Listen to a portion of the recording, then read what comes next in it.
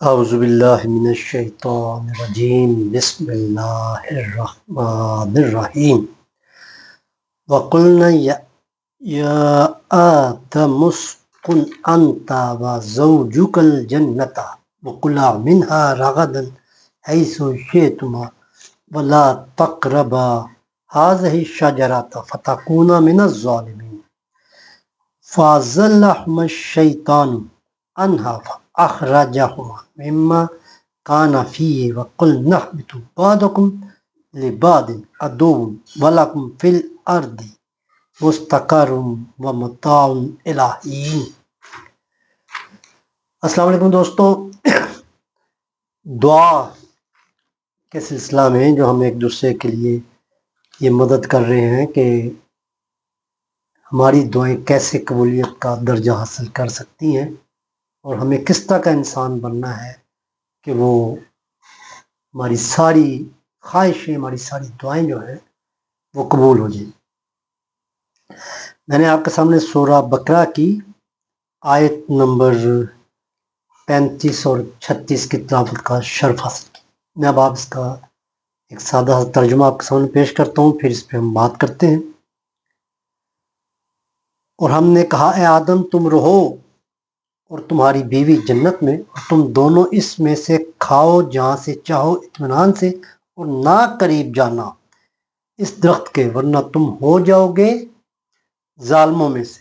پھر شیطان نے ان دونوں کو پھسلایا، اس سے پھر انہیں نکلوا دیا اس جگہ سے جہاں وہ تھے، اور ہم نے کہا تم اتر جاؤ، تمہارے بعض کے دشمن ہیں اور تمہارے لیے زمین میں ٹھکانہ ہے اور ایک وقت تک سامان زندگی ہے۔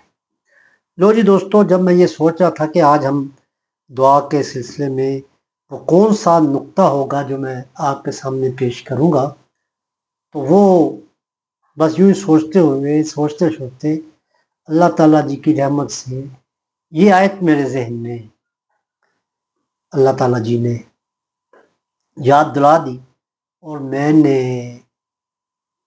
اس کے اوپر جب غور کیا تو نئی جہتیں کھلتی چلی۔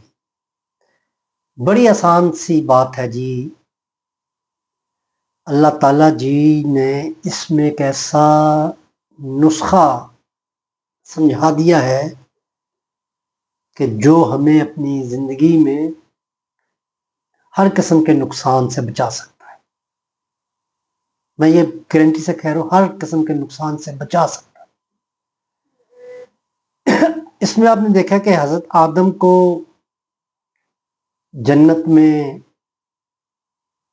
ساری آسائشات کے ساتھ اللہ تعالیٰ جی نے وہ رکھا اور کہا کہ جیسے مرضی زندگی گزارو، جس طرح جہاں سے مرضی کھاؤ پیو، جیسے چاہو، مطلب پوری آزادی کے ساتھ۔ لیکن ساتھ کہہ دیا کہ یہ ایک درخت ہے، اس کے پاس نہ جانا۔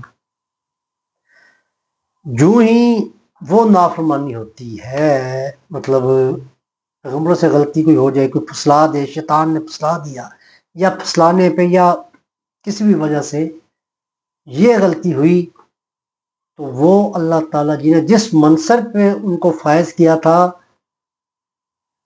وہ منصب ان سے چھن گیا۔ میں نے اسی پہ غور، اس آیت پہ غور کرتے ہوئے میرے ذہن میں یہ بات آئی کہ آج میں آپ سب سے یہ بات کہوں گا کہ اللہ تعالیٰ جی ہر ایک کو جو بھی دنیا میں آتا ہے اس کو نعمتوں سے سرفراز فرماتے ہیں۔ ماں باپ کی نعمت ان کو ہوتی ہے، وراثت والدین سے جو چیزیں، کوئی مال متاع، گھر، اعداد، کچھ چیزیں جو ہیں وہ ان کو ملتی ہیں۔ صحت اللہ تعالیٰ جی عطا فرماتے ہیں، اور بھی بہت ساری نعمتیں ہیں، عزیز رشتہ دار ہیں، معاشرے میں آپ کا ایک مقام ہے۔ یہ ساری چیزیں پھر آپ گرو کرتے ہیں، علم حاصل کرتے ہیں، پھر آپ مطلب سب نعمتیں آپ کو حاصل ہوتی ہیں۔ مطلب ہر نعمت جو ہے ایک منصب ہے آپ کے لیے، اللہ تعالیٰ جی نے جو آپ کو عطا کیا ہے۔ اور جب ہم نافرمانی کرتے ہیں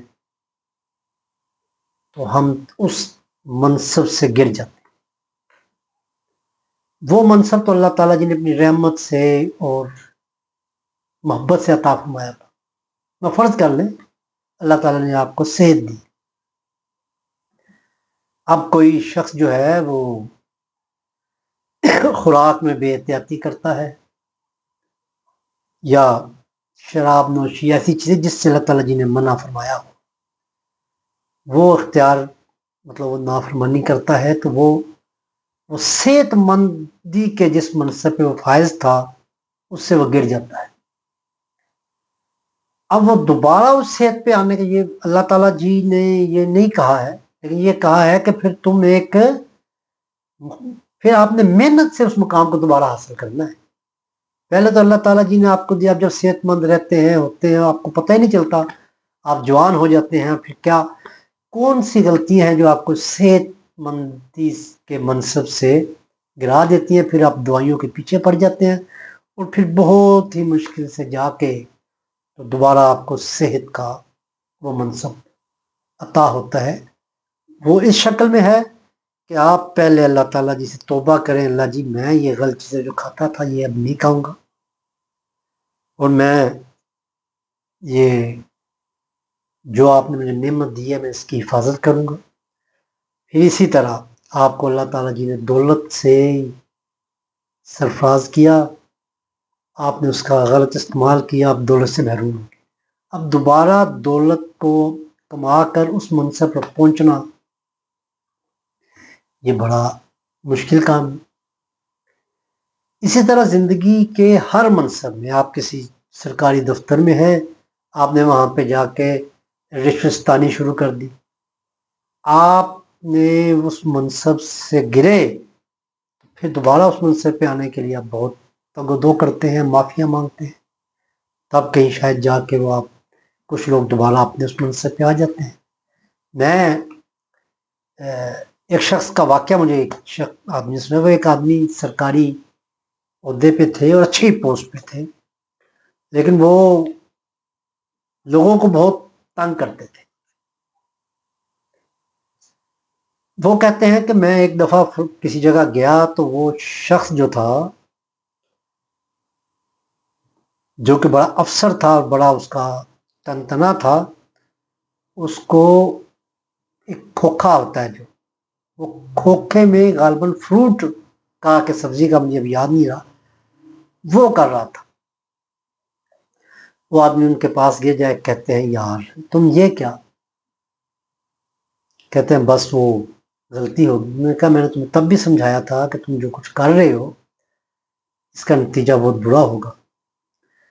تو بہرحال آپ اگر کسی بھی منصب سے گر جاتے ہیں تو پھر آپ نے اس کو محنت سے دوبارہ کمانا ہے، پھر اس منصب میں تب پہنچیں گے۔ اس لیے اگر آپ اللہ کی دی ہوئی نعمت کا شکر گزار رہتے ہیں اور اس کی نافرمانی سے بچے رہتے ہیں، یہ یاد رکھیں گے جب بھی نافرمانی ہوگی تو منصب آپ سے چھن جائے گا۔ بھئی یہ چھوٹا سا نقطہ اپنے دماغوں میں بٹھا لیں آپ، تو انشاءاللہ آپ کو نقصان نہیں ہوگا۔ آئیے دعا کرتے ہیں۔ اللہم صلی علی محمد وعلی آل محمد کما صلیت علی ابراہیم وعلی آل ابراہیم انک حمید مجید۔ اللہم بارک علی محمد وعلی آل محمد کما بارکت علی ابراہیم وعلی آل ابراہیم انک حمید مجید۔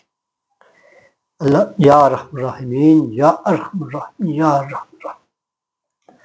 اللہ میاں جی ہمیں معاف کر دیں، اللہ میاں جی ہم سب کو نافرمانیوں سے بچا لیں، اللہ تعالیٰ جی ہمیں نعمتوں کے چھن جانے سے بچا لے۔